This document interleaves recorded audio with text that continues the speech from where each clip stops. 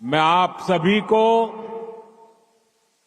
Christmas की, new year की और देश के कोने कोने में मनाए जाने वाले सभी त्योहारों की बहुत बहुत शुभकामनाएं देता हूं।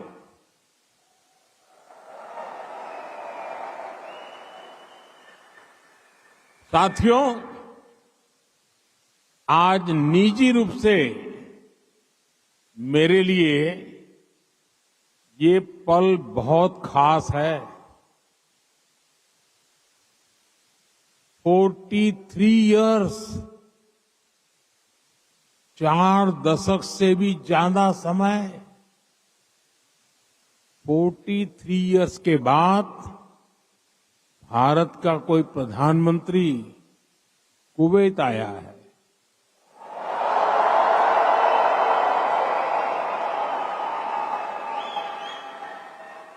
आपको हिंदुस्तान से यहां आना है तो 4 घंटे लगते हैं, प्रधानमंत्री को 4 दशक लग गए।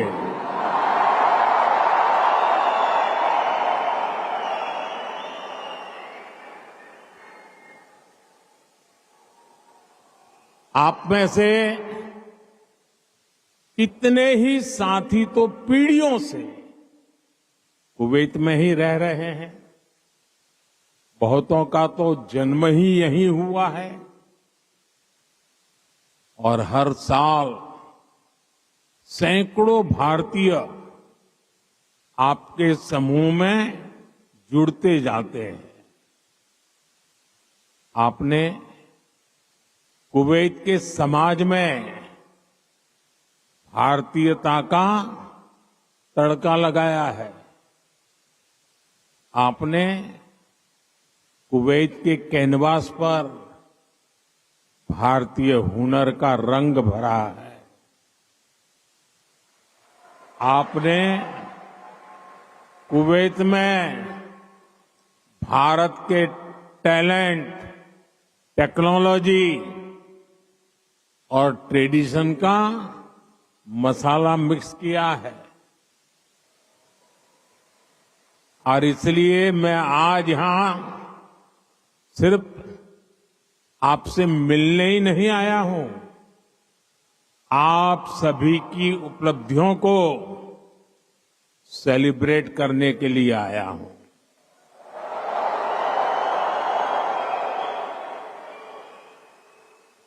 साथियों, थोड़ी देर पहले ही मेरी यहां काम करने वाले भारतीय श्रमिकों, प्रोफेशनल से मुलाकात हुई है। ये साथी यहां कंस्ट्रक्शन के काम से जुड़े हैं, अन्य अनेक सेक्टर्स में भी अपना पसीना बहा रहे हैं। भारतीय समुदाय के डॉक्टर्स, नर्सेज, पैरामेडिक्स के रूप में कुवैत के मेडिकल इंफ्रास्ट्रक्चर की बहुत बड़ी शक्ति है। आप में से जो टीचर्स हैं, वे कुवैत की अगली पीढ़ी को मजबूत बनाने में सहयोग कर रहे हैं।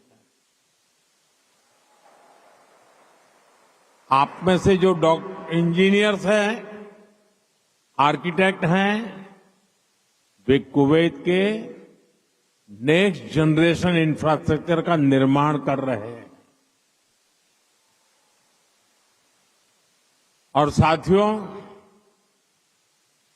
जब भी मैं कुवैत की लीडरशिप से बात करता हूं तो वो आप सभी की बहुत प्रशंसा करते हैं।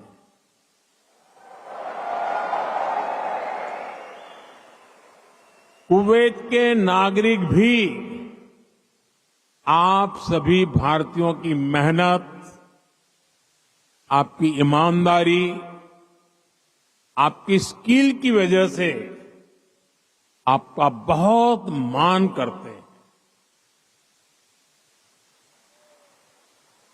आज भारत रेमिटेंस के मामले में दुनिया में सबसे आगे हैं।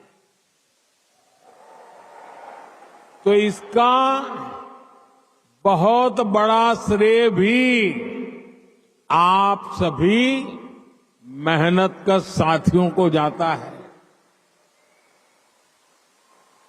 देशवासी भी आपके इस योगदान का सम्मान करते हैं। साथियों, भारत और कुवैत का रिश्ता सभ्यताओं का है, सागर का है, स्नेह का है, व्यापार कारोबार का है। भारत और कुवैत अरब सागर के दो किनारों पर बसे हैं। हमें सिर्फ डिप्लोमेसी ने ही नहीं बल्कि दिलों ने आपस में जोड़ा है। हमारा वर्तमान ही नहीं बल्कि हमारा अतीत भी हमें जोड़ता है। एक समय था जब कुवैत से मोती, खजूर और शानदार नस्ल के घोड़े भारत जाते थे और भारत से भी बहुत सारा सामान यहां आता रहा है। भारत के चावल, भारत की चाय, भारत के मसाले, कपड़े, लकड़ी यहां आती थी। भारत की टीकवुड से बनी नौकाओं में सवार होकर कुवैत के नाविक लंबी यात्राएं करते थे। कुवैत के मोती भारत के लिए किसी हीरे से कम नहीं रहे हैं। आज भारत की ज्वेलरी की पूरी दुनिया में धूम है, तो उसमें कुवैत के मोतियों का भी योगदान है। गुजरात में तो हम बड़े बुजुर्गों से सुनते आए हैं कि पिछली शताब्दियों में कुवैत से कैसे लोगों का, व्यापारी कारोबारियों का आना जाना रहता था। खासतौर पर 19वीं सेंचुरी में ही कुवैत से व्यापारी सूरत आने लगे थे। तब सूरत कुवैत के मोतियों के लिए इंटरनेशनल मार्केट हुआ करता था।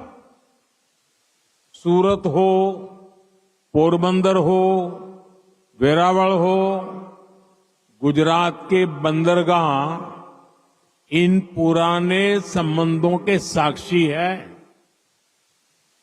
कुवैती व्यापारियों ने गुजराती भाषा में अनेक किताबें भी पब्लिश की है। गुजरात के बाद कुवैत के व्यापारियों ने मुंबई और दूसरे बाजारों में भी उन्होंने अलग पहचान बनाई थी। यहां के प्रसिद्ध व्यापारी अब्दुल लतीफ अल अब्दुल रज्जाक की किताब how to calculate pearl weight Mumbai में छपी थी। कुवैत के बहुत सारे व्यापारियों ने एक्सपोर्ट और इंपोर्ट के लिए मुंबई, कोलकाता, पोरबंदर, वेरावल और गोवा में अपने ऑफिस खोले हैं। कुवैत के बहुत सारे परिवार आज भी मुंबई की मोहम्मद अली स्ट्रीट में रहते हैं। बहुत सारे लोगों को ये जानकर हैरानी होगी, 60-65 साल पहले कुवैत में भारतीय रुपये वैसे ही चलते थे जैसे भारत में चलते हैं। यानी यहां किसी दुकान से कुछ खरीदने पर भारतीय रुपये ही स्वीकार किए जाते थे। तब भारतीय करेंसी की जो शब्दावली थी, जैसे रुपया, पैसा, आना, ये भी कुवैत के लोगों के लिए बहुत ही सामान्य था। साथियों, भारत दुनिया के उन पहले देशों में से एक है जिसने कुवैत की स्वतंत्रता के बाद उसे मान्यता दी थी। और इसलिए जिस देश से, जिस समाज से इतनी सारी यादें जुड़ी हैं, जिससे हमारा वर्तमान जुड़ा है, वहां आना मेरे लिए बहुत यादगार है। मैं कुवैत के लोगों का, यहां की सरकार का बहुत आभारी हूं। मैं हिज हाइनेस द अमीर का उनके इनविटेशन के लिए विशेष रूप से धन्यवाद देता हूं। साथियों, अतीत में कल्चर और कॉमर्स ने जो रिश्ता बनाया था, वो आज नई सदी में नई बुलंदी की तरफ आगे बढ़ रहा है। आज कुवैत भारत का बहुत अहम एनर्जी और ट्रेड पार्टनर है। कुवैत की कंपनियों के लिए भी भारत एक बड़ा इन्वेस्टमेंट डेस्टिनेशन है। मुझे याद है, his highness crown prince of Kuwait ने न्यूयॉर्क में हमारी मुलाकात के दौरान एक कहावत का जिक्र किया था। उन्होंने कहा था, "When you are in need, India is your destination."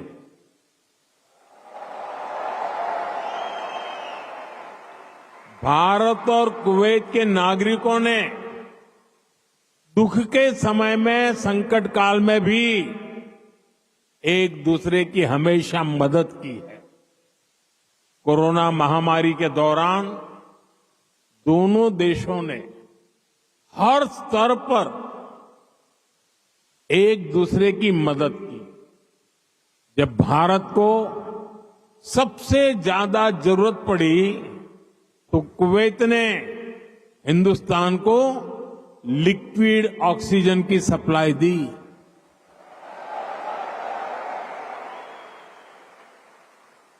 His highness the crown prince ने खुद आगे आकर सबको तेजी से काम करने के लिए प्रेरित किया।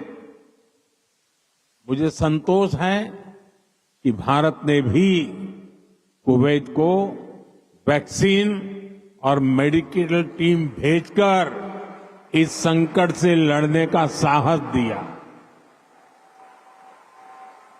भारत ने अपने पोर्ट्स खुले रखे ताकि कुवैत और इसके आसपास के क्षेत्रों में खाने पीने की चीजों का कोई अभाव ना हो।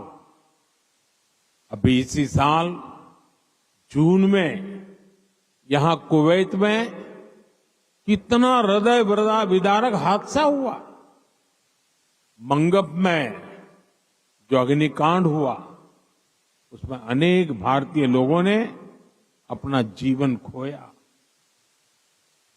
मुझे जब ये खबर मिली तो बहुत चिंता हुई थी, लेकिन उस समय कुवैत सरकार ने जिस तरह का सहयोग किया, वो एक भाई ही कर सकता है। मैं कुवैत के इस जज्बे को सलाम करूंगा। साथियों, हर सुख दुख में साथ रहने की ये परंपरा हमारे आपसी रिश्ते, आपसी भरोसे की बुनियाद है। आने वाले दशकों में हम अपनी समृद्धि के भी बड़े पार्टनर बनेंगे। हमारे लक्ष्य भी बहुत अलग नहीं है। कुवैत के लोग न्यू कुवैत के निर्माण में जुटे हैं। भारत के लोग भी साल 2047 तक देश को एक डेवलप्ड नेशन बनाने में जुटे हैं। कुवैत ट्रेड और इनोवेशन के जरिए एक डायनेमिक इकोनॉमी बनना चाहता है। भारत भी आज इनोवेशन पर बल दे रहा है, अपनी इकोनॉमी को लगातार मजबूत कर रहा है। ये दोनों लक्ष्य एक दूसरे को सपोर्ट करने वाले हैं। न्यू कुवैत के निर्माण के लिए जो इनोवेशन, जो स्किल, जो टेक्नोलॉजी, जो मैन पावर चाहिए, वो भारत के पास है। भारत के स्टार्टअप्स, फिनटेक से हेल्थ केयर तक, स्मार्ट सिटी से ग्रीन टेक्नोलॉजी तक, कुवैत की हर जरूरत के लिए कटिंग एज सॉल्यूशंस बना सकते हैं। भारत का स्किल यूथ कुवैत की फ्यूचर जर्नी को भी नई स्ट्रेंथ दे सकता है। साथियों, भारत में दुनिया की स्किल कैपिटल बनने का भी सामर्थ्य है। आने वाले कई दशकों तक भारत दुनिया का सबसे युवा देश रहने वाला है। ऐसे में भारत दुनिया की स्किल डिमांड को पूरा करने का सामर्थ्य रखता है और इसके लिए भारत दुनिया की जरूरतों को देखते हुए अपने युवाओं का स्किल डेवलपमेंट कर रहा है, स्किल अपग्रेडेशन कर रहा है। भारत ने हाल के वर्षों में करीब 2 दर्जन देशों के साथ माइग्रेशन और रोजगार से जुड़े समझौते किए। इनमें गल्फ कंट्रीज के अलावा Japan, Australia, France, Germany, Mauritius, UK और इटली जैसे देश शामिल हैं। दुनिया के देश भी भारत की स्किल्ड मैन पावर के लिए दरवाजे खोल रहे हैं। साथियों, विदेशों में जो भारतीय काम कर रहे हैं, उनके वेलफेयर और सुविधाओं के लिए भी अनेक देशों से समझौते किए जा रहे हैं। आप ई माइग्रेट पोर्टल से परिचित होंगे। इसके जरिए विदेशी कंपनियां और रजिस्टर्ड एजेंटों की एक ही प्लेटफॉर्म पर लाया गया है। इससे मैन पावर की कहां जरूरत है, किस तरह की मैन पावर चाहिए, किस कंपनी को चाहिए, ये सब आसानी से पता चल जाता है। इस पोर्टल की मदद से बीते 4-5 साल